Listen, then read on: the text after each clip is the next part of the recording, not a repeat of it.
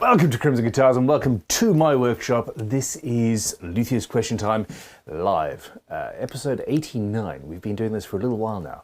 I'm here, it is 8 p.m. Sunday UK time, and I'm here to answer your questions predominantly about guitar building, but you know, pretty much anything goes at this point.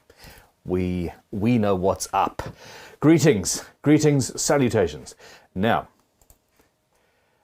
we've got Lisa, we've got Sweet Tea Guitars, Old Man Bill, Anonymous Botch was first in, bunch of people, Black Wraith, Old Man Bill, how you doing?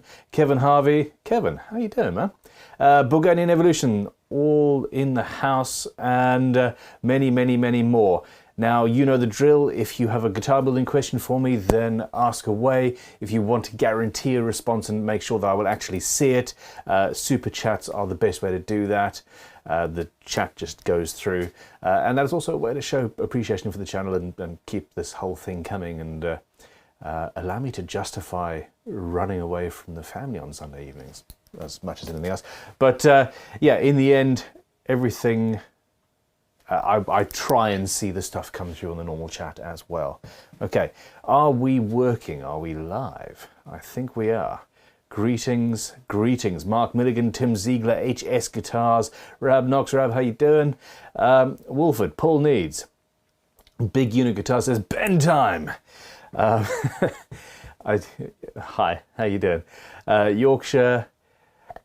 Lisa's talking about Yorkshire at the moment. It's all fun and games. It's all fun and games in the guitar building world, is it not? So, JS Trucking, haven't seen you for a while. Afternoon, how you doing, man? Okay, so, news. What have we got? What's been happening? The Great Guitar Build-Off is hotting up. We put a video on our channel, on the Crimson Guitars main channel, a week or so ago with a bunch of 30-second clips from a load of people who had the time to edit them together for us, and that's for the main competition. The invitationals are happening. I'm not going to blurt out all of the names, but we are making announcements as they go, and I'm going to be starting to film my entry into the invitational part of the competition tomorrow in a live stream. I think I said 1:30 UK time, and oh, here we go. The very first super chat is from JS Trucking and Guitars and says, okay, who else is in the invitational? I see you and Brad Angove. The announcements are all going through. I don't have everybody's name memorized at this point, so I'm not going to run the risk of forgetting somebody. But it's a bunch of very cool people. My computer is just shouting notifications. Hey, organize your desktop. Hey, send an advert to all of these people watching on YouTube. I will not do that. Oh, I need to put that quiet as well. Okay, so yes, you will find out over the next week what is happening with the invitational. And I think that there are about 18 people in the invitational side of the competition. Not quite as many as I had hoped for, and not everybody I asked, which is what's taken so long. Getting in touch with people who have larger YouTube channels is often, it's often very difficult, and sometimes surprisingly easy, but you never know which. I can tell you, however, that I am incredibly excited. It is going to be epic. Yeah, epic. I've got there are some people involved who I am major fans of, so it's going to be cool. Alrighty, now here we go. Okay, so Martin of the Nuclear Village, this is a question or a comment at least on our Discord, says, hi Ben, I'm selling some of my favorite hand planes. Oh no. 101 and a half. 101 and a half are very rare, which is funny because I have two of them here, but they're incredibly rare. I've only seen four in person, but they're also not something that anybody really wants to buy, in spite of the fact that they should be. We put them up at about £400 odd, and at vintagetoolshop.com, and they don't sell. Okay, so yeah, he's asking me to get in touch with him. Okay, Master of the Nuclear Village, I need to get in touch with you. If you are watching, please let me know. The very, very best thing to do is we are currently setting up a vintage tool auction house to go alongside Vintage Tool Shop. I cannot buy all of the tools that are offered to me, specifically things like that, where they don't actually sell some of the more collectible items. You'll have them for 3 or 4 years before the one person in the world who wants it comes and buys it. Yeah, we're setting up an auction house where everybody and their granny will see it, including all of the other tool dealers who tend not to buy at retail prices. But yeah, it's well worth a look. But I will also check and see when I can get an email there. Okay, Angel Song Guitars says, thoughts on a carbon fiber and Kevlar twill weave skin on a guitar? I was thinking black and blue. I think that would look absolutely amazing. I have long considered it, although I didn't realize that you could get tinted Kevlar. I thought that Kevlar carbon fiber weaves were always black and that sort of goldy Kevlar kind of a color.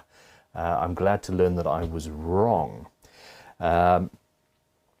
Okay, so Creeverized working again this evening. He's got a new job, and Sunday evenings are not his thing. I've just seen some very, very, very attractive photos of some pimped out block planes. Where is that camera? There's that camera. There we go.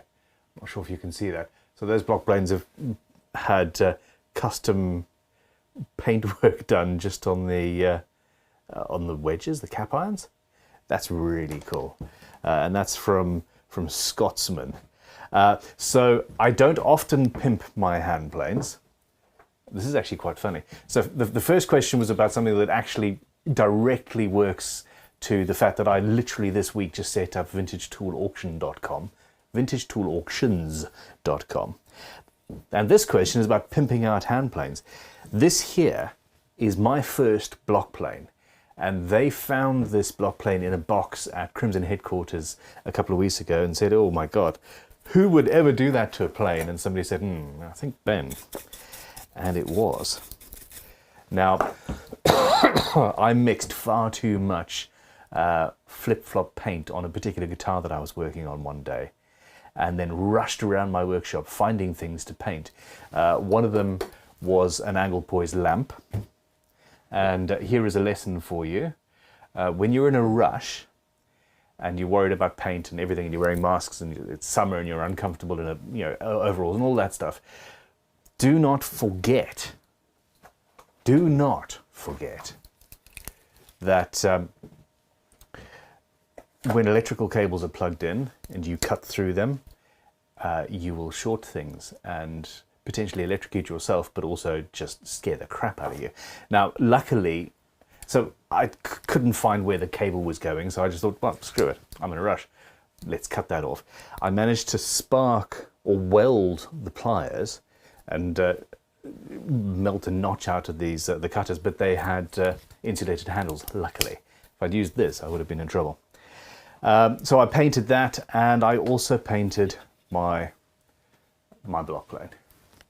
And you can't really see what's going on here, can you? Where are we? It's a beautiful flip-flop finish. Nope, 2's not plugged in. Haha. Anyway, so that's a pimped out block plane, but it's the first and only one I've ever done. We have a super chat here from Sweet Tea who says, here's a little donation to ensure that this continues. It's a highlight of my week. Like mine's in all purpose and longing. Oh, it's normally, it was peace and love, then profit and loss, because of something I said, and now purpose and longing. That works very well with guitar building. I think that in all creative endeavors, there is always a certain amount of pain, and if the only pain involved is the longing to be in the workshop when you're not, you've got a good thing going on. But yeah, I really love building and making and creating, and it's worth a little bit of a sacrifice every now and then, even if it is just a few hours on a Sunday evening. The kids are going back to school tomorrow, and thus as I was running down here, I was like, you, bed, bed, bed. Project number 2, what are you doing? Making a mess, Daddy, but I'm tidying it up. And then I ran down here, so there we go. Sporadic Amnesic also is a member of Cool Beans, has been for 3 months, and says, evening all, I hope everybody's having a good weekend. I think we are so far. I think we are. I met some incredible guitars yesterday. As a sort of final blast, we took Saturday and went... There's a small town, I thought it was much smaller than it actually is, called Bradford-on-Avon, about an hour from here.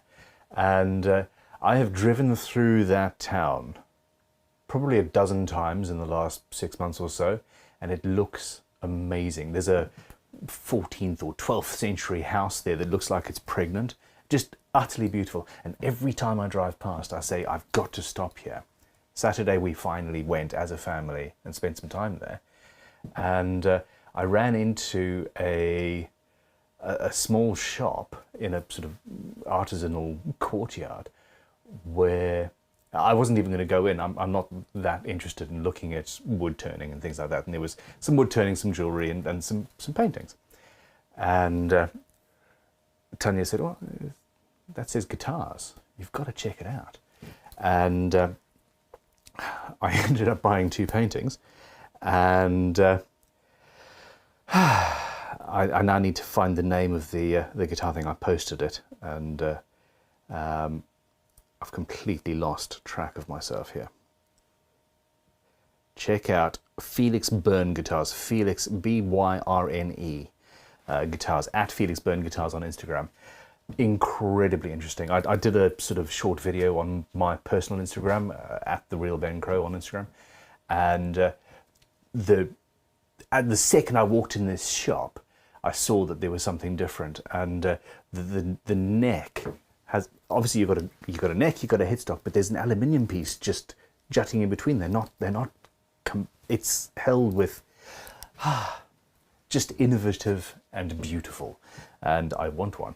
And yeah, it turns out his wife was sitting in the shop there, and they knew about us, and we are, well, I'm going to be talking to them about. But yeah, check that out. Very interesting, and utilizing eco-friendly materials as far as possible, including MDF or fiberboard, I think, for the sides of these acoustic guitars, which may or may not be a great idea. I don't know. The only one there was a left-handed one, and I didn't really get to play it properly. Okay, anyway, queries, questions, comments, criticisms, hit me, people, hit me. No. Martin of the Nuclear Village, drop me an email, stream@crimsonguitars.com. That is. With regards to your tools, I'm not sure if you have been replied to yet by Sam. The vintage tool shop's got a little bit of there's been a bit of a shake-up recently, but yeah, drop me a line. We might put those planes into auction, or some of them I could potentially make an offer on as well, but we shall talk. So we'll go from that. Jeroen Verhoeven, I always mispronounce your first name, I'm sure of that, says, Ben, for a choice in active pickups, would you go for an EMG 8185 combo? I mean, I don't actually need to read any further, although I suspect it's a Fishman. Yes. Then you carry on. Ha! Or would you rather take a Fishman Fluence set for more diversity in sound and maybe a more modern sound? Okay, I've got the Fishman Fluence set in my Cyberpunk guitar, and I utterly love how that instrument sounds. So actually, it depends on the guitar, and it depends on what I'm building it for. If I'm building it for somebody who's trying to do a James Hetfield thing, or is going for that exact sound, then you will get that exact sound. You almost can't not get it, no matter what you do with the guitar building side of this build, with that EMG 8185 combination. Fluence set, they're beautiful. They're both physically attractive and modern feeling, without taking it too far, and they sound incredible. So I would build 2 guitars. Yeah, there we go. 1, 2, 3, 1, 2, 3.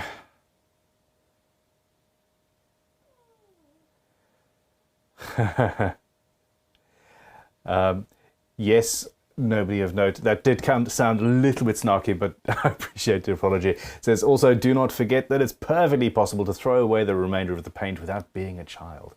That's a good point. I should not have just snapped the cable like that, but I also should have checked that it was off.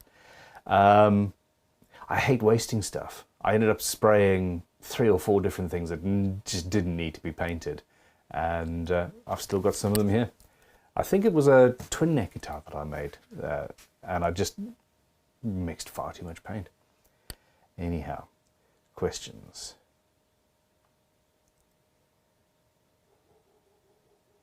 Graham B says, hey Ben, would you rather do a GGBO or a custom build for a very demanding person?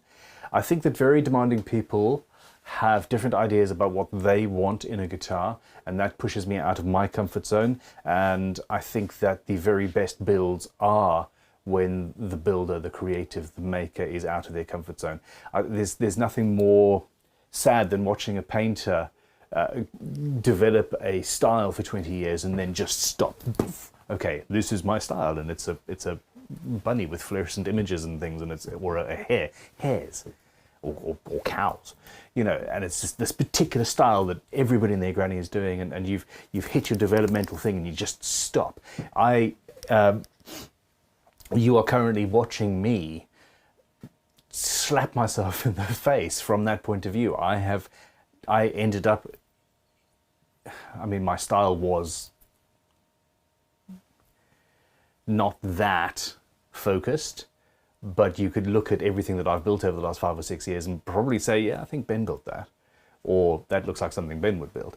Whereas right now I'm spending a lot of time looking at older guitars to take inspiration, to get myself out of my comfort zone and to push myself even further.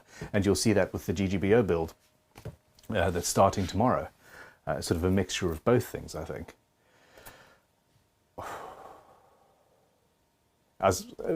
We were sorting dinner out earlier, and Tanya, I heard her say, "You're not listening to me, are you?" And I was like, huh? And no, I was thinking about my GGBO build. Okay, anyhow, so I would rather do a custom build for a very demanding person, but I love doing things like GGBO as well because I'm the very demanding person. Okay, Cal Star says, just to show support with a $5 super chat, thank you very much. It says, I'm looking forward to getting back into build mode this month. Thank you very much, and yes, I absolutely know the feeling. For a large part of this year, I've been organising workshops and organising changes within the business and adjustments and all of that. You'll be seeing DawsonGuitarMuseum.com is going up soon. VintageToolAuctions.com is up. And there's another 2 or 3 different websites that I can't really get. That just in the interest of streamlining my life so that I can get to do more building, but to get to that point, it's taken a lot of time, and there's been whole sort of stretches of 2 or 3 weeks where I've not been in the workshop. I've not made anything other than, you know, drilling a screw into a bit of pine. Very frustrating. So yes, enjoy, good luck, enjoy getting back into build mode. Mark Milligan says, how's your plan for the GGBO coming? Any spoilers? I have long been talking about doing a watch-inspired build, and I've decided that I've been overthinking that one constantly and consistently. And what I've come to realize is that all of my builds are watch-inspired to a certain extent. So my GGBO build is going to be something along the lines, it's going to be inspired by watches and horology, but it's also going to have elements of vintage guitars in there, I think. And but, and this must be said, whenever I actually end up sitting down with the plans on camera, everything goes out the window, and it's only at that point that the ideas properly start germinating and hitting the paper. I've had many, many, many thoughts. When I actually start filming, they'll come, and we'll find there. NSJ Guitars hydro dipped those planes. That's a really cool thing, actually. I want to do that with a guitar at some point. Okay, now.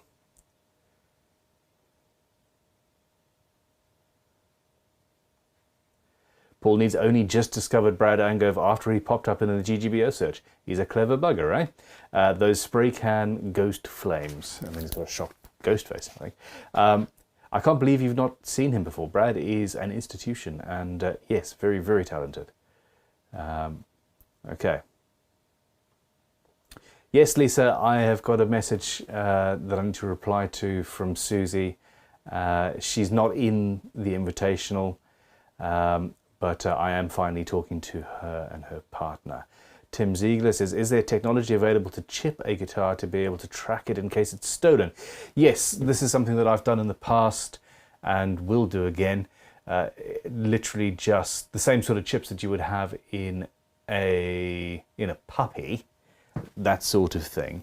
Unfortunately, you need to scan them in order to work. There are other things available, but the problem is they require charging to a certain extent, or at least a battery, a power source, and an actual tracking chip is there. Go on a website selling stuff to spy on people and all that stuff. You can find those things around the place, depending on where you live. And there are various options available for that.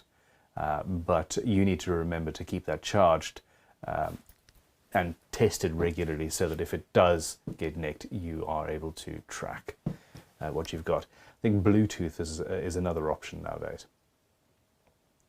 It's not something I've looked into seriously in quite some time, though.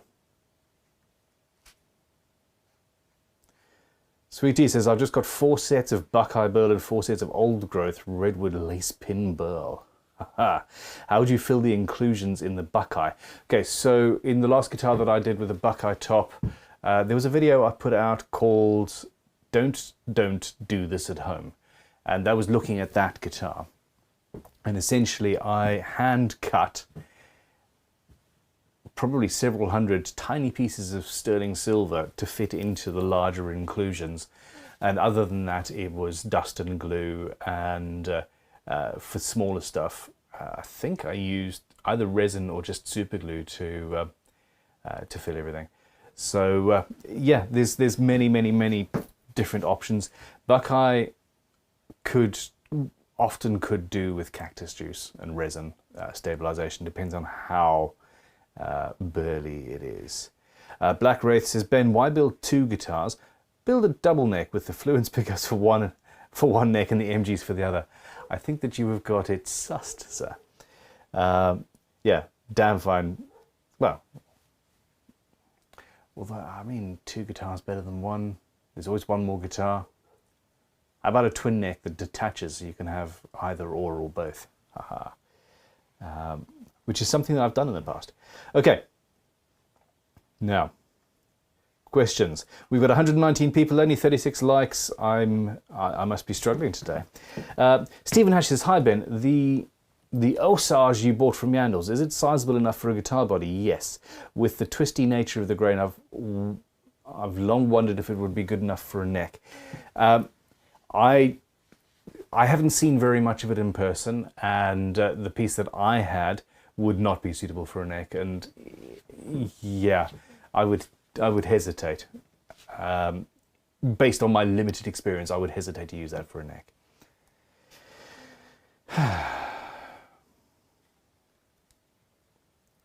Robert R says he's watched Luthiers' finished build a couple of days ago and it turned out really well. I have not actually seen that yet. I have been following along. Air tags in the guitar. That's a suggestion from Mr. Tuxedo 89. Apple Air tags. I assumed it was an Apple product, and then somebody else confirms.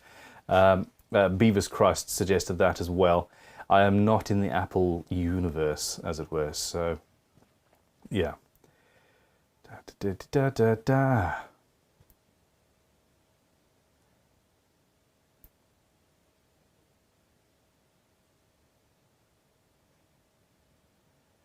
Here we go. Luna's Lutherie. Ben, what is the best chisel size to use for cleaning up the route of the neck pocket? And is it possible to get a sharpened one from the vintage tool shop shipped together with my crimson order from last week? Excuse me. We can sharpen something for you. It's not a service we generally offer, but if you're a customer from both companies and you're here regularly, why not? So yes, the reason we don't tend to sharpen things is because everybody has a different method that they prefer to sharpen and different angles that they prefer. And for example, if you sharpen by hand like I do most of the time, then setting a precise bevel, it's just not going to happen. Okay, the second you resharpen it, you're going to start changing things, and it's often better for the person who is going to use the tool to just do it themselves. Now, as to the best size, it depends on what you're trying to do in the neck pocket. I would probably say 3/4 of an inch or thereabouts, but it's anywhere from 1/2 inch to 1 inch. There we go. It's always the bigger the better, with regards to chisels at the very least. Graham B says, will you use that beautiful wood from New Zealand that was sent to you? I have got a couple of custom orders, at least, from the client that owns that wood, and yes, I will be filming. That. I'm just reminding myself to reply to an email. Okay.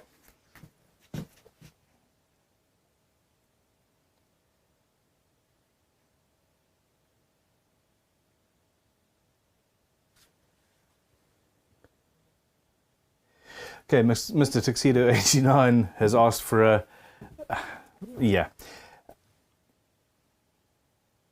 He's still waiting for an order, and he's actually been sent out an email saying, oh, how do you rate us?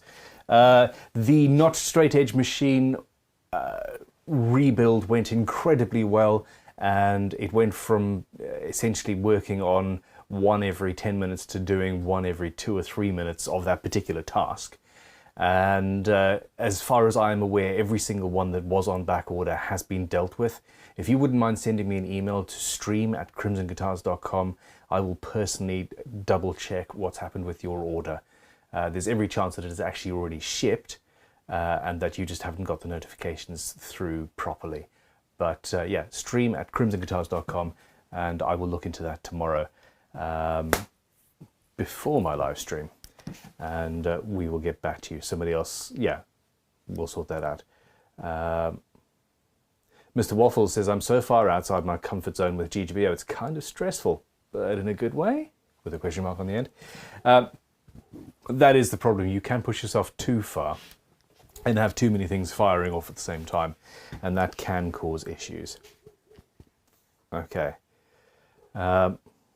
Sporadic Amnesic says, I watched that video about the Kramer guitar yesterday with that interesting trem bridge. Not Kramer, although it looked like a Kramer, Washburn.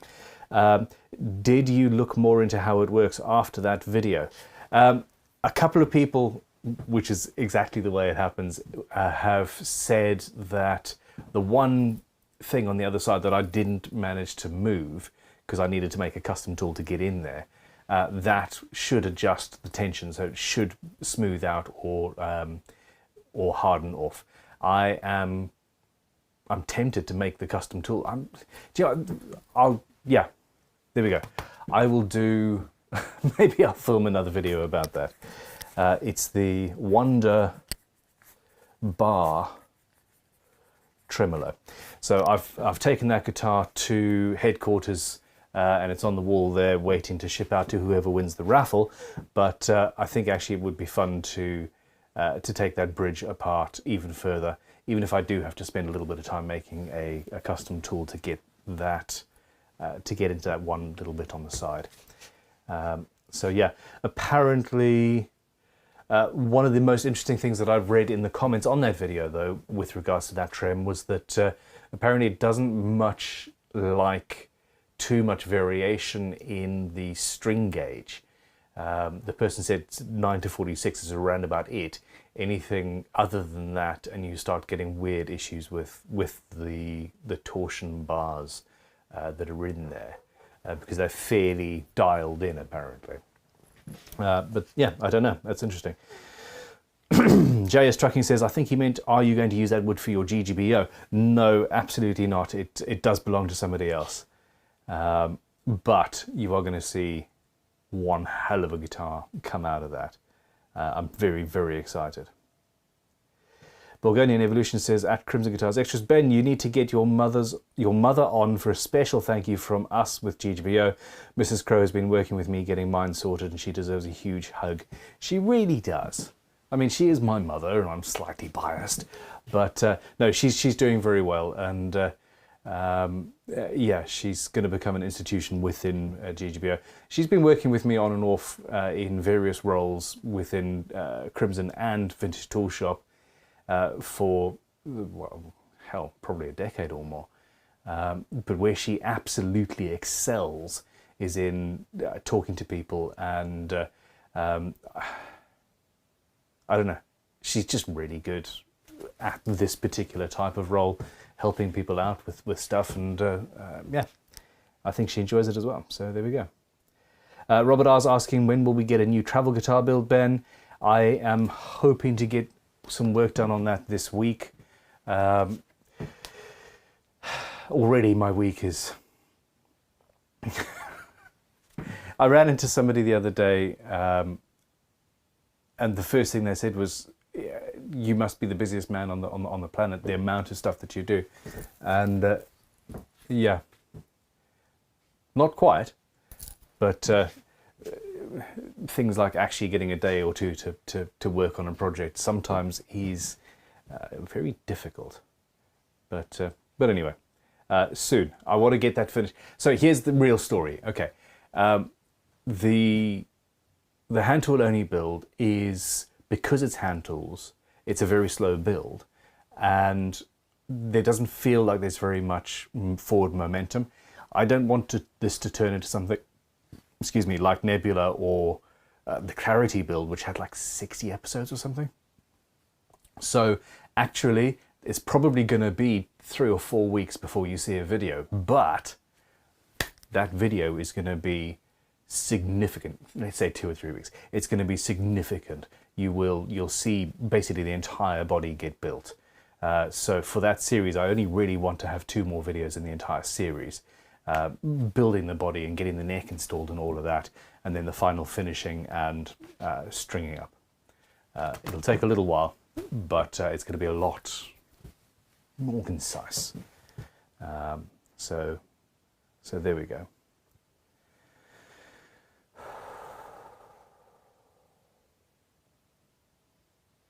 So Anonymous Botch, apparently yes, the washburn trem is adjustable via tightening or loosening the torsion rods, but only on the one side. On the other side there was no adjustment in there. It was just, it looked like a bearing unless you tightened that.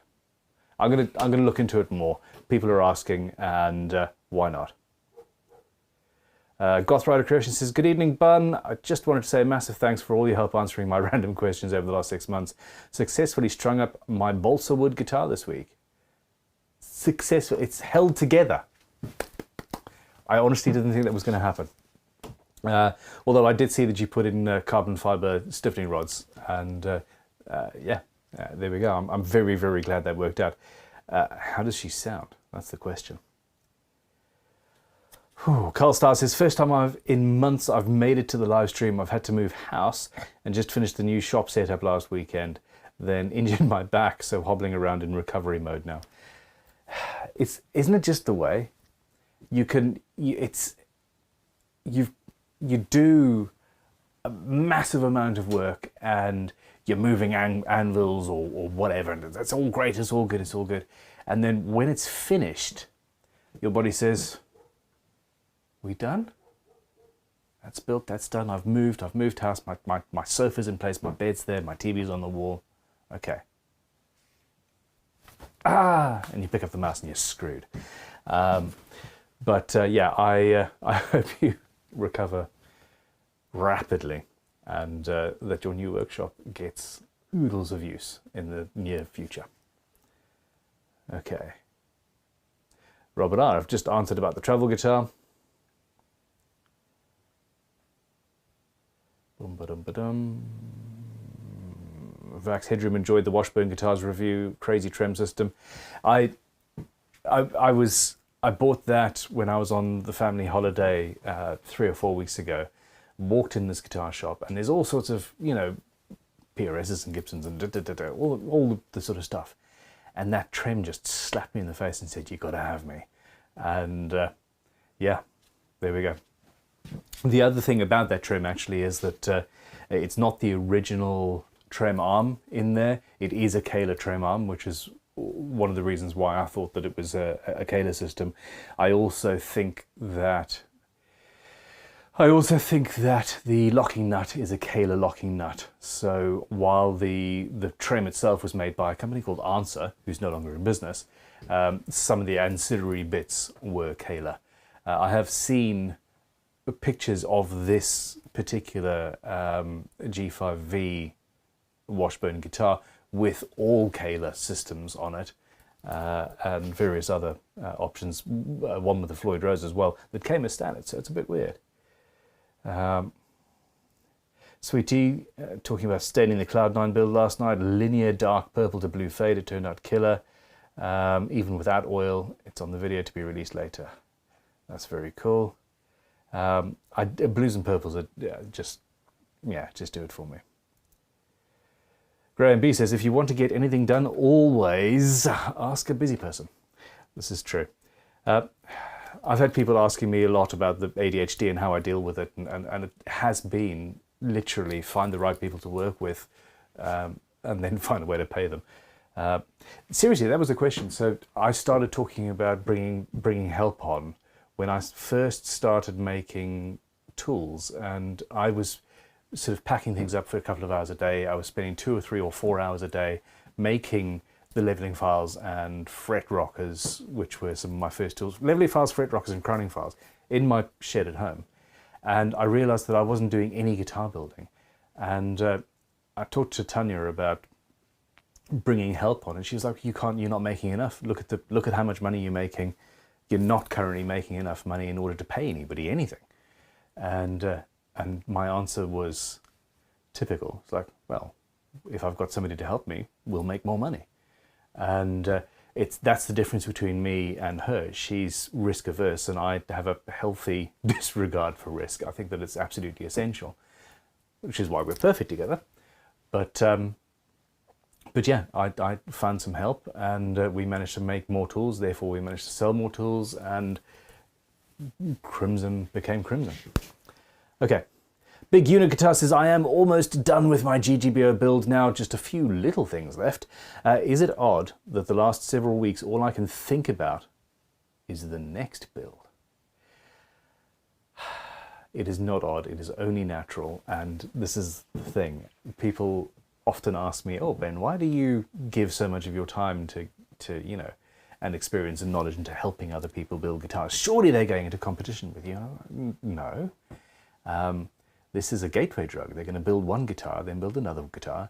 By the time their lifetime is done, I'm hoping they would have bought multiple sets of Crimson tools and templates and things and watched loads of videos, because, you know, it's very hard to stop once you start it. So yeah, my only problem is that I've got, well, there's a guitar project here that I've had waiting for easily 6 years. I've got 10 guitars within sight that are individual projects, and that's not counting actual build 11. My GGBO kit is just down there. So I'm always thinking about multiple builds, and then the one that actually gets moving is the one that becomes the focus, but I'm always thinking. And that's just the way to do it, I think. Alrighty.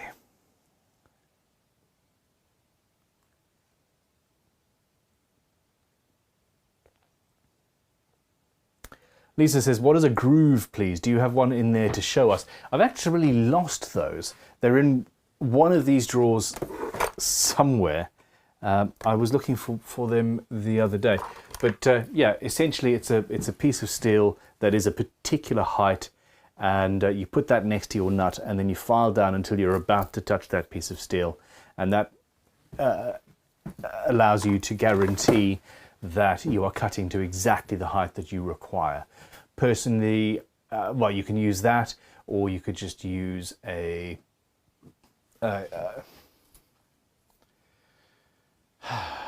wow, I've forgotten the word. Feeler gauge. A set of feeler gauges. And that will give you the same sort of thing.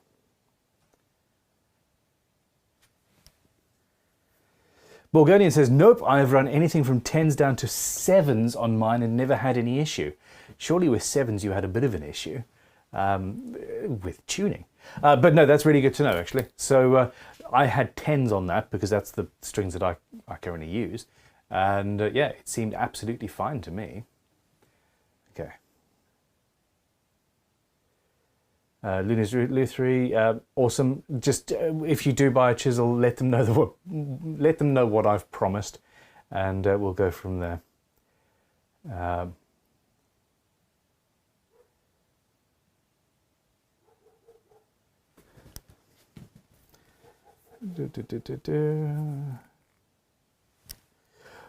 Robert R, if you could also email stream@crimsonguitars.com. Please, I would, yeah. As far as I was aware, that had all been sorted out and wasn't an issue. But if we're still having issues with emails not being answered, then at this point I actually need to seriously consider firing people. And that's really not nice. But well, yeah. Okay, so Sporadic Amnesic says, after the Foo Fighters guitar, is there an artist guitar that is a dream guitar for you to either get, to handle, or even work on?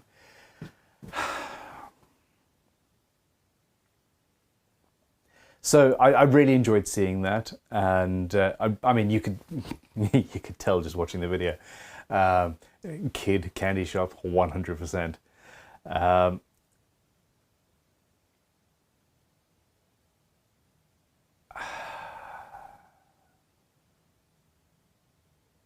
I don't know which particular guitar Gary Moore was using in this video, but or even the name of the actual song now, because I'm putting myself on the spot, and hey, ADHD, can't remember names, or yeah, I'm really suck at this. But when I was about 14 or 15, my neighbors had Sky TV. And whenever they went on holiday, they gave me the key to look after their house and make sure that, you know, plants were watered and all that jazz.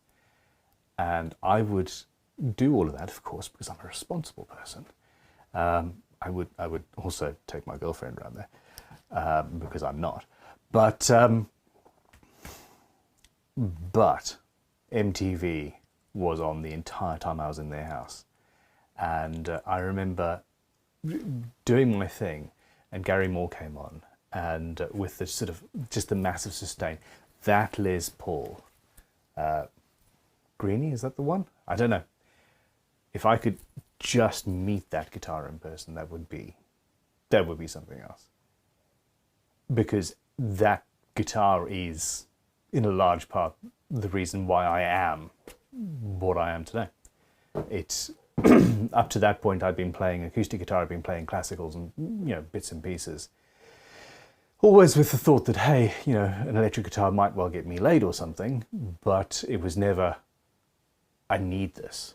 And it was that moment that I realized I needed this. So there we go. I think I shared far too much in that answer. Far too much. But hey, it's all good.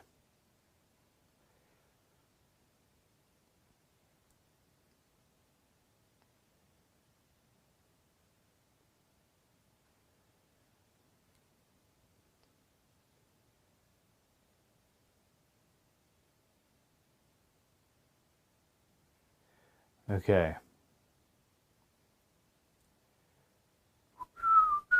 Andrew Scarlett says, hi Ben, first time catching a live stream. I'm normally doing my daughter's bedtime.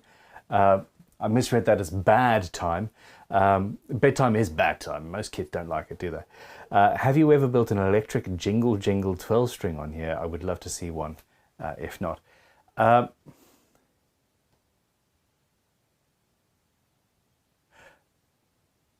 was not filmed. I have built 12 strings in the past, yes, but I've never actually filmed the process. So maybe that's something to put in the project. They are,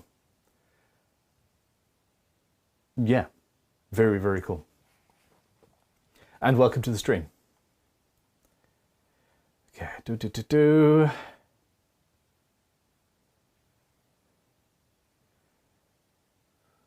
Stephen Hatch, thank you, man. I'll look forward to that. This is so part of the reason for doing these streams is so that people can let me know what's going on with Crimson and how we're doing, and emails and replying to people and all that is, yeah, it's just the very, very first thing. Kiwi Quarters retracted a comment. Dimitri says, Ben, I'm thinking about using your beloved technique and to burn a guitar neck. Should I do that before I place the binding? It's going to be acrylic, or after? Before. Yeah, you don't want to melt the binding. And in fact, what I would do is I would burn it before you route the binding channel, if at all possible. And then you could route any joints. As you burn specifically a neck, but pretty much anything else, you will open up the joint a little bit. And you don't really want that. So yeah, burn, then route, then bind very carefully, but you'll be okay. Okay. Sporadic Amnesic says, I believe Kirk Hammett now owns Greenie, which means it's forever out of my hands. I think you are absolutely right on that one. Rage Quit says, Ben, I'm scared. I have to install a wraparound bridge on an Epiphone coronet. I'm assuming from that's a sort of a 60s Epiphone coronet. Someone else repainted the guitar and filled the mounts. So you're worried about the... Basically, with all of these things, you have to forget that it is a valuable or historic instrument. At a certain point, you've got to say, okay, I know how to put a bridge on, I know where to go, and just drill those holes. But good luck with it. You'll be fine. You will be fine. Just make absolutely sure, treble check your positioning, and you'll be okay.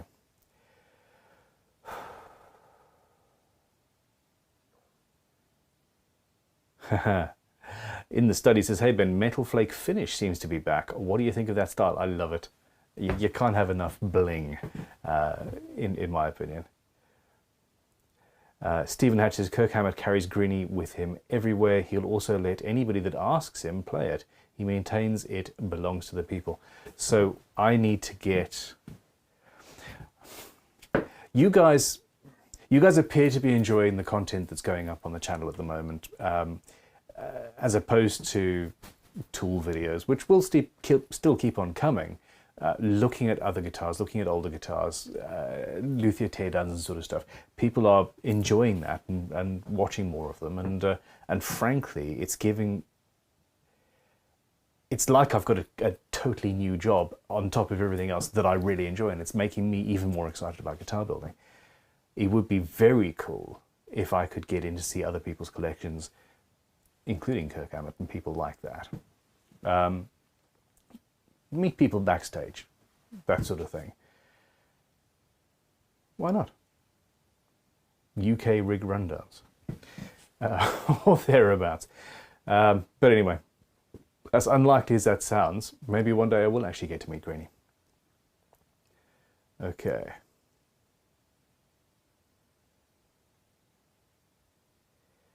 Luna's Lutherie says, I had a look at the Crimson kits last week and I saw that the basic Les Paul, etc. kits are not on the site anymore, just uncut kits.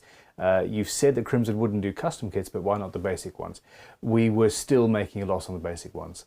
Essentially, we do things far too well for our own good and really struggle to dial back on the quality.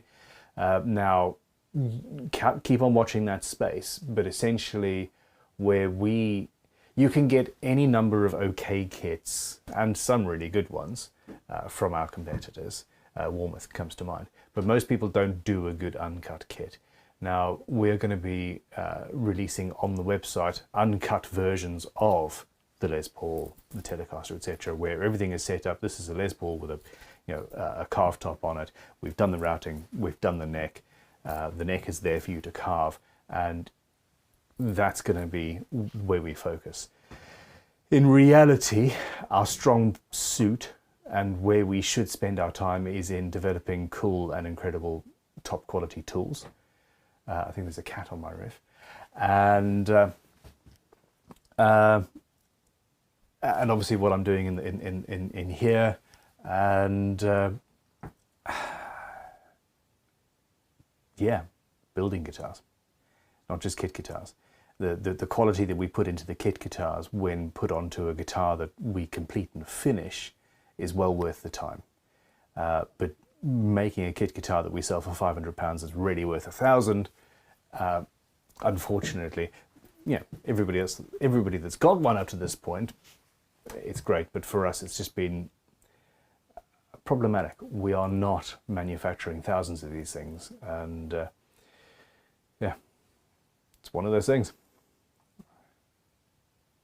Parisian walkways. I think you have got it in one, Marcin.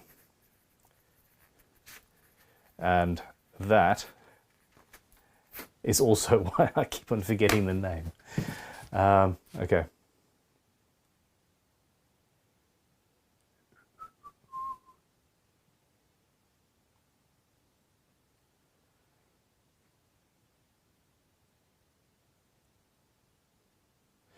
Rab Knox, no, you are correct. I do need to find myself, or I need to hire somebody to actually answer my emails.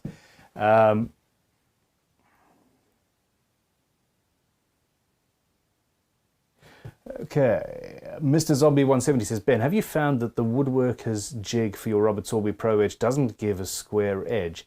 I've had to use it freehand to get a square-ish edge. I actually don't use any of the jigs in reality. Yeah. So probably, but I haven't touched one of the jigs forever. I do everything freehand on that. Essentially, you've got some slack in the belt, and even just the depth of the grit on the sanding belts will push things out. So unless it's absolutely perfectly set up. But it's in the same way that I don't, when I'm doing when I'm cutting a book match on a bandsaw, I don't use a fence. Because if the blade is ever so slightly mistensioned, then it's going to go wandering. If I'm doing it by hand, I'm watching the blade and feeling where it's going, and I can immediately react. So I don't bother with fences on bandsaws, unless I'm doing particularly thin stuff with a massive blade. All right.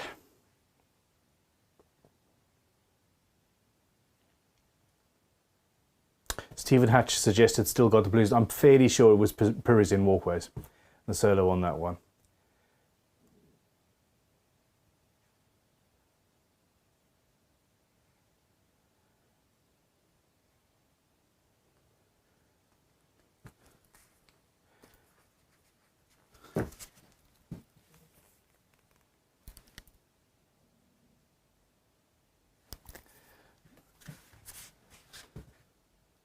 Tahoe Mark says, I have no space to do a guitar build, but had the urge to make something. I started watching some pedal building videos. Yeah.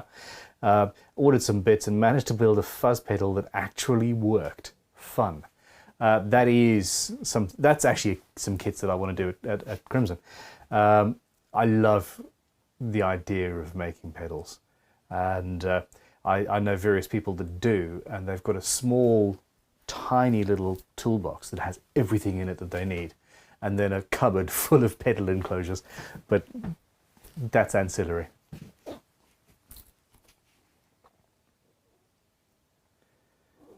Okay.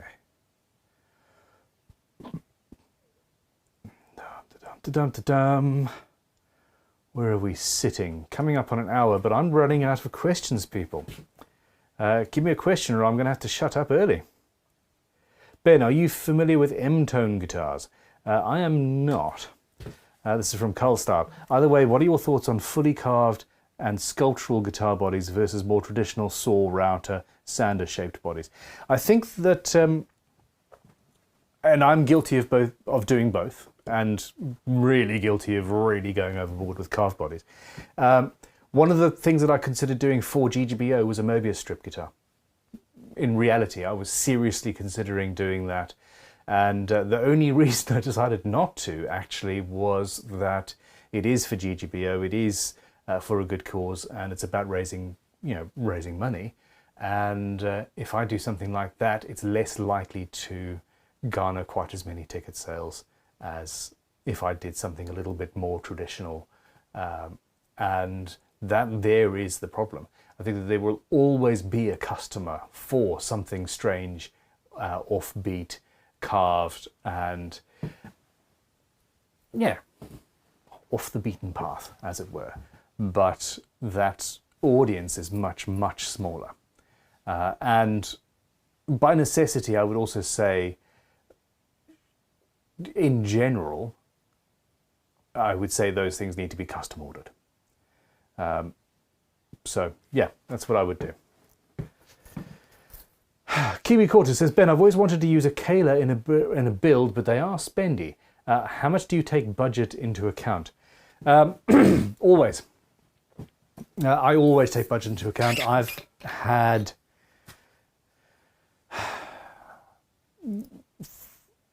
For the first 15 years of building, I never had enough money to buy the hardware before I even started the build. Excuse me. I think I'd probably, what would be more lubricating than water? I drink a lot of water while talking here, and I end up with a drier throat and clearing my throat in your ear holes. So yes, budget is always something to bear in mind. Less so now because I have what I have at this point. Crimson is fairly successful, and but even so, because of the YouTube channel, I won't go and buy an £800 trem unless it's for a customer that's specifically asked for one. Not that Kaylas go for that. Kayla tremolo systems are absolutely mind-blowingly... I love them. The look is a problem. In exactly the same way as that Wonderbar trem, I very carefully said. It's a particular look, and it's blocky, and it doesn't necessarily work with some styles of guitars, in my opinion. There's a Gardner Hallgate auction next week, and there's a Les Paul with a Kayla on it that came as stock, and it looks weird to my eyes.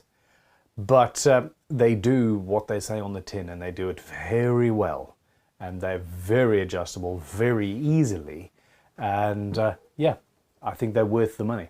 So yeah. If you want a bulletproof tremolo system, then, and you are a fan of the looks, I would say spend the money. Sporadic Amnesic still going to the guitar show at Kempton on October 30th. Is it that soon? Wow. Oh, we're only in September. That is the plan, yes. That is the plan. Vulcan Essen, hold on, big unit guitars. Ben, have you ever built a router sled for doing Les Paul or Pyrrhus tops? It seems like a more versatile and less bulky option than an overhead pin router. I have never done that. I've always preferred to carve things by hand with an angle grinder or just carving gouges, as is evidenced by all of these. But yes, it is a way that could be done. Yes, a router sled is, in my mind, far safer and far better than a pin router. Pin routers scare me. They just scare me. I don't like having a giant thing free floating in front of my face. It just worries me. And Volcanescent says, hi Ben, do the uncut kits come with a neck break angle? Cheers V. If a neck break angle is required, generally a standard no, but it depends on... Essentially, we are going to be offering a Les Paul version, for example, and that will. Now, I think that it should be something that we can do easily. So if you want one for a Tune-o-matic, that is an option that we should be able to add fairly easily. So I'm going to photograph that and talk to the guys on Tuesday.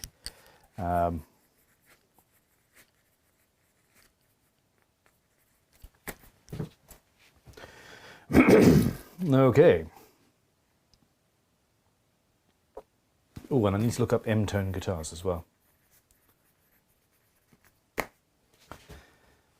There are so many amazing guitar builders in the world today. It's well, maybe they've always been there, but we can see them all because of Instagram, etc. Luna's Lutherie, what if you use a copper sheet as a top and want the copper to age? What is the fastest way? And could you use a standard binding router bit to do the binding channel? Yes, very carefully you can route through copper. I've done it many, many times with just a standard router. Make sure that you're wearing goggles that actually cover like face fit, if at all possible, or a full shield.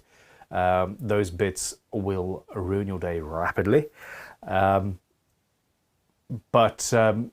Or a Triton router with sort of fully enclosed and extraction going, for example, would work fine. But what is the fastest way to age the copper? That is to use a patinating chemical of some sort. Now, you can use mustard if you want browns and reds. You can use fertilizer. The fertilizer that you get for fertilizing your lawn, the sort of bluey green stuff makes bluey green stuff. Salts mixed with vinegar will get different colors, and you can use various acids and bits and pieces to have different effects. I've never actually tried urine, but apparently that would do something as well. Yeah, it's just look up forced patination of copper and you'll see many different options.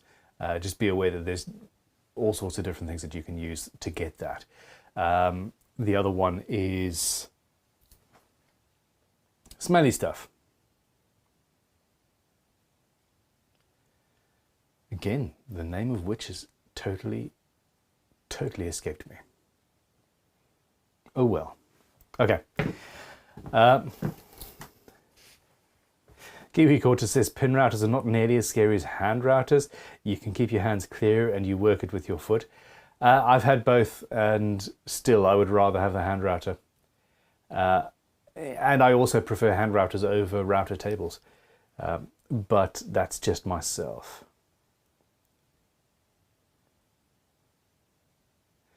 Sunbase says, hey Ben, dry mouth. I use Biotene products and Act dry mouth lozenges. I have no saliva after radiation in 2006. There's lots of dry mouth products to help. Damn it, the message is just gone.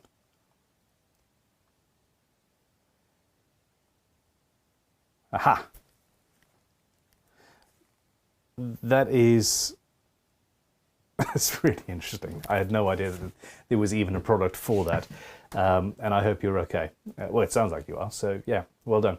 Tony P, just finished restoring a 1966 jazz bass. Someone at Fender had a bad day and the A and D strings are spaced too far on the original nut. Any cures? I want to keep the original nut bound board also. Your only way... Your only way is to fill it with compressed bone dust and super glue. And what I'm saying is compressed, you actually have to, when you're putting in the bone dust and glue mixture, you have to hammer it in place to compress all air out. Otherwise it won't last very long. Scratch the inside of the nut slots, put some super glue down, put the dust onto the super glue, and then gently hit it.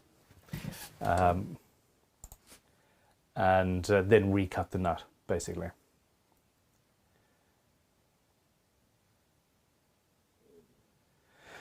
Graham B says, hey Ben, you went through a period of trying to build guitars with as little material as possible. Are you over that now, or is it still an interest to you? It is still an interest to me, very much so, but I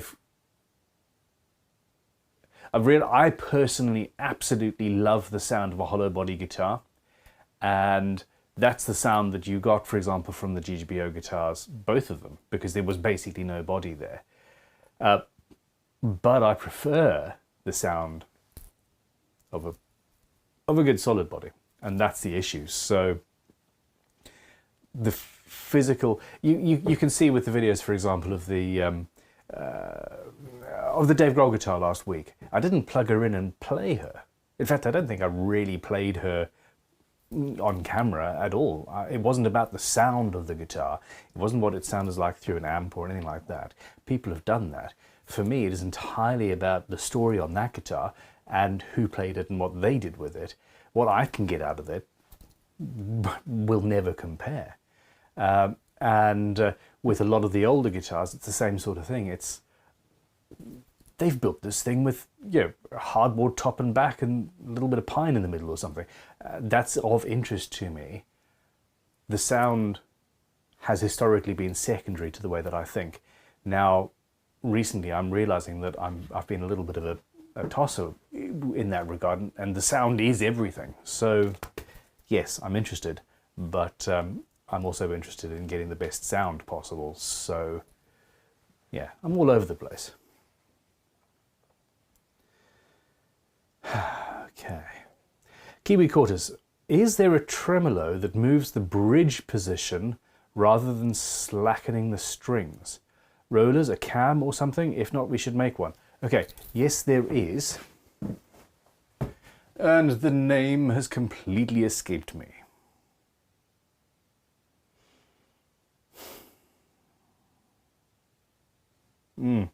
There is a tremolo system. Basically, it fits onto, you can get them on Telecasters, for example, and things like that. I've seen them. Somebody else is they're gonna know what I'm talking about. And essentially the bridge plate is on a couple of tiny roller bearings, and it moves that way. It sounds a little bit like a Bigsby to a certain extent, but yeah. Zeph Neeson says, we have a giant Wadkin overhead radial router in our workshop that goodness knows how old, that used to be used for wooden props on aeroplanes in Poole Harbour. It's still going strong and gets used a fair bit. That doesn't sound like it's too far away from me. I'd like to visit. That sounds cool. And scary. But yeah, don't let my own fears get in your way. Stetsbar, thank you, big unit. I knew somebody would know. Stetsbar tremolo works in that way, and they're very, very cool.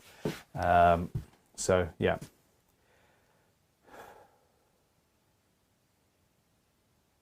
Wolfer Guitars. Ben, 2022.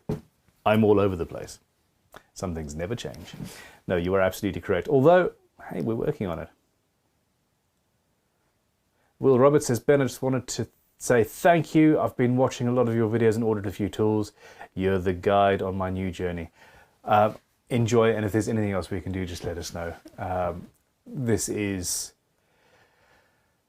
I would be lying in a ditch or crying in a corner somewhere if I didn't get to make things.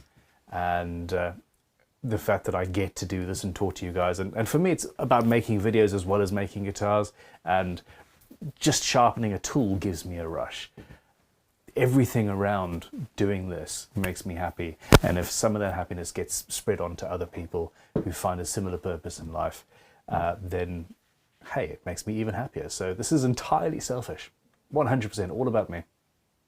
Yeah, your joy is totally ancillary. I've been watching far too much House, haven't I? Okay, come on then. One season to go.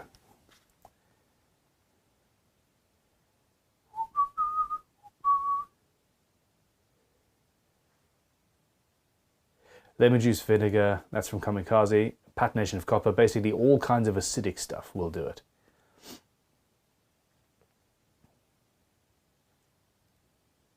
Sulfur. Ben, is it possible to add binding on a Gibson Les Paul that came without it? If yes, how? Well, yeah, I mean, a router sled, as we were talking about earlier, or... damn it, I've lost it. It's supposed to be in that drawer. There's an aluminium jig that we are going to be selling soon. That's, you've got a small router in it, and it floats up and down on bearings, and you use that. Or a pin router will do it, but yeah, you can. So a bearing cutter in one of those floating jigs will do it.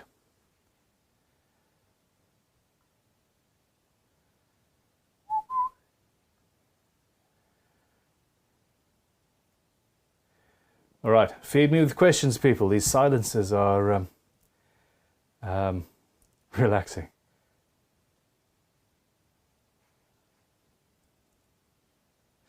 Ben, can I place a piezo under a Tune-o-matic or Floyd Rose bridge?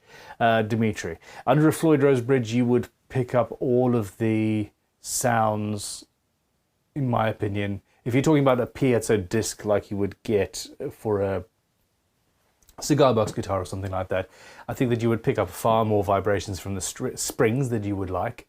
They do make piezo systems for Floyd Roses where they replace the actual saddles, and that is a direct string to piezo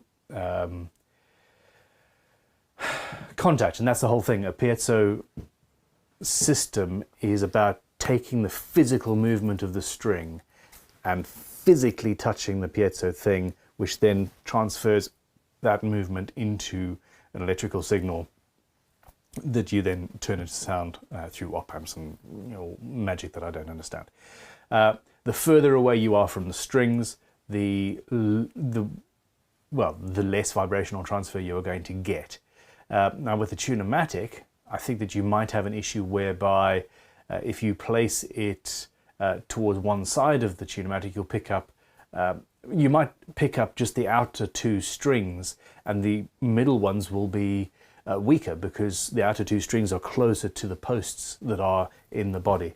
Again, you can buy a Tune-o-matic style bridge with piezo crystals underneath each string, and that is what I would do if I were you.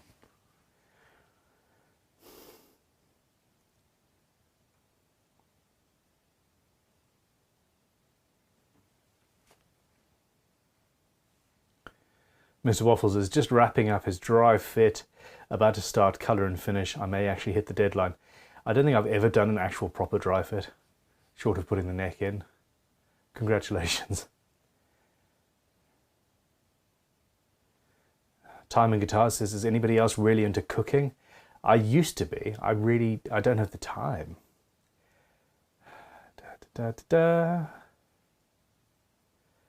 Where are we?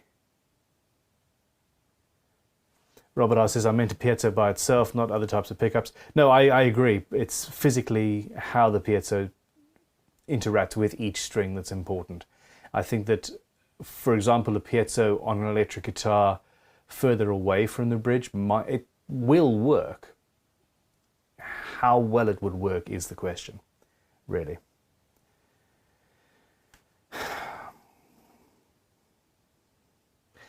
I love piezos. I use them. I love the sound of a piezo mixed with a humbucker, actually. It's one of my favorite sounds.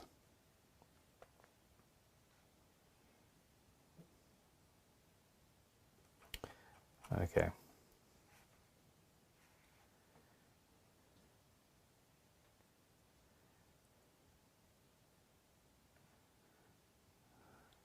Paul Cook, I don't think I have ever hit a deadline. I like the noise they make as they whoosh past. Okay. Alrighty, well look, yeah, I think we're up at about time. If you have any more questions, hit me up now, because we're going to start, we're going to start calling it a night. Click like if you've liked this. And if you've got any comments or criticisms or things you'd like me to change, let me know. And we'll see how we're going.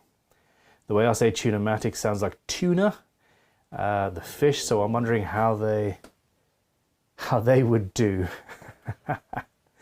a tuna fish bridge.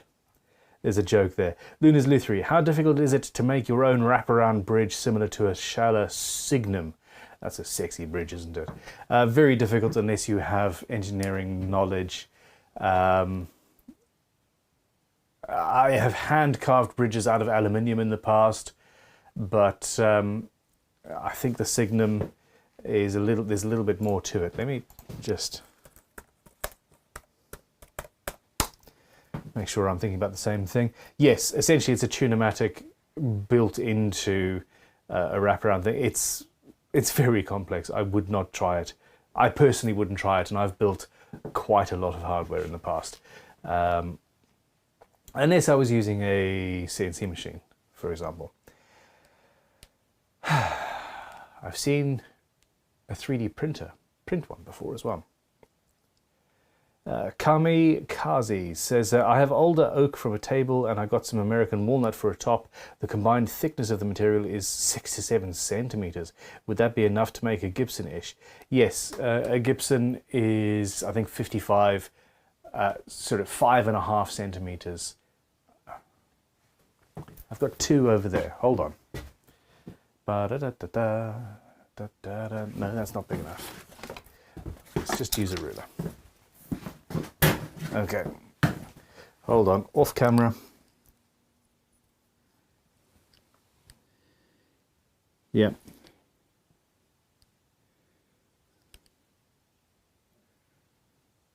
It's about 5.5 centimeters thick as a Gibson Les Paul, including the top.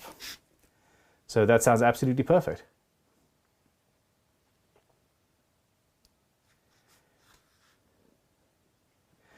George Davis says, Ben, what a community you have developed. I was in deep trouble, and Todd, aka Sweet Tea, saved me. Big thanks to Todd. Another big shout out to Lisa Harshberger, who offered help also, but all people in. We are very, very, very lucky. Makers are great people in general. Can I order a 20-inch scale slotted fretboard from Crimson Guitars? Yes, you absolutely can, Papa. Drop an email to shop@crimsonguitars.com. Say, Ben said that I could have this. And if you don't have an answer within 2 days, please email stream@crimsonguitars.com. It turns out that I still have an issue with emails not being answered, which I need to get to the bottom of. I don't need this stress in my life. I desperately want to be, well, the best company we can be, and that starts by talking to your customers properly.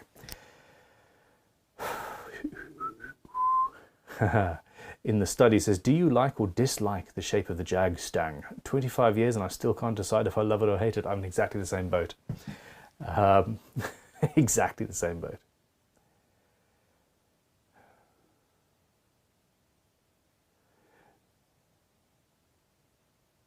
Graham B says, okay, good night all. I'm going to get out of bed and get the day going. Have a great week, everyone. Catch you later. 8:17 a.m. here. Have a great day. Have a great day. Time Guitar says, I would love a video on how to make a through neck guitar from scratch. That is something that I haven't actually done in a while now. I've been really boring with the guitars I've actually chosen to build, to a certain extent. Dimitri says, Ben, in a walnut top, I would like to get a more reddish color. Should I try to stain it, or isn't it worth the trouble?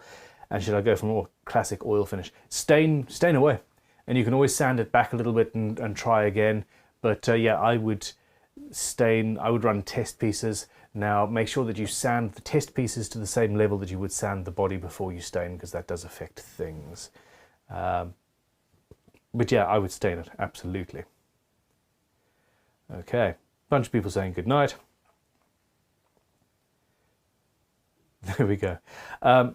Robert asks says again, Ben, please don't fire anybody on account of my email about my order. There is nobody going, I'm not going to fire anybody, but in this live stream with 140 people, I've seen 4 comments from people who haven't had replies to emails, and that is a systemic issue. Now, as a general rule, and I'm not sure if this is a good thing or not, as a general rule, I don't fire people. I move people around.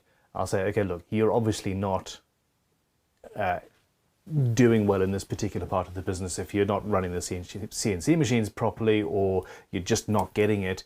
Are you not happy here? Let's move you to another part of the business. And I will move people 2 or 3 times before, or I have historically moved people around the business 2 or 3 times to try and find a fit for them, rather than try and force them into a mold that I think they should fit in. Now, in the past, this has meant that I've kept people who just should not have been kept for far longer than they should have. In the end, you are running a business and you've got to think,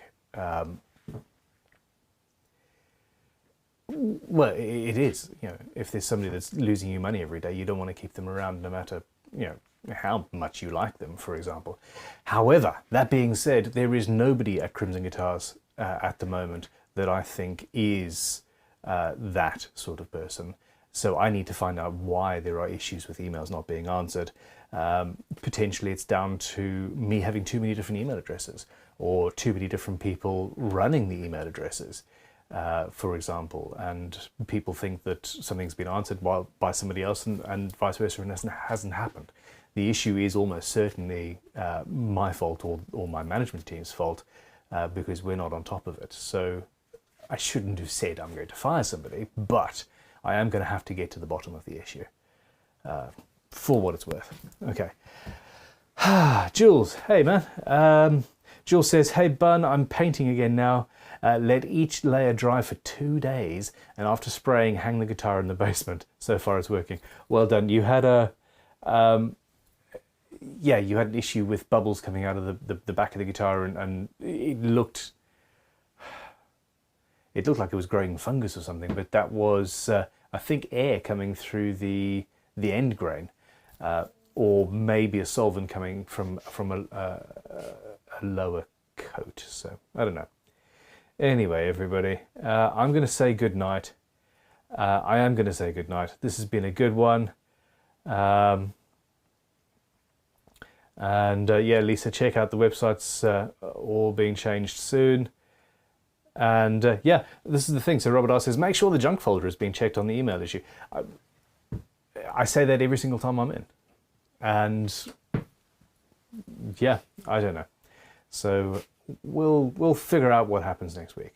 But in the meantime, I've got a long day tomorrow, live stream at 1:30, and yeah, my GGBO shall become a reality.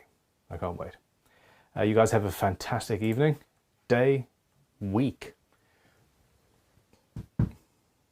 indeterminate period of your life until I see you again. Keep well. See you soon.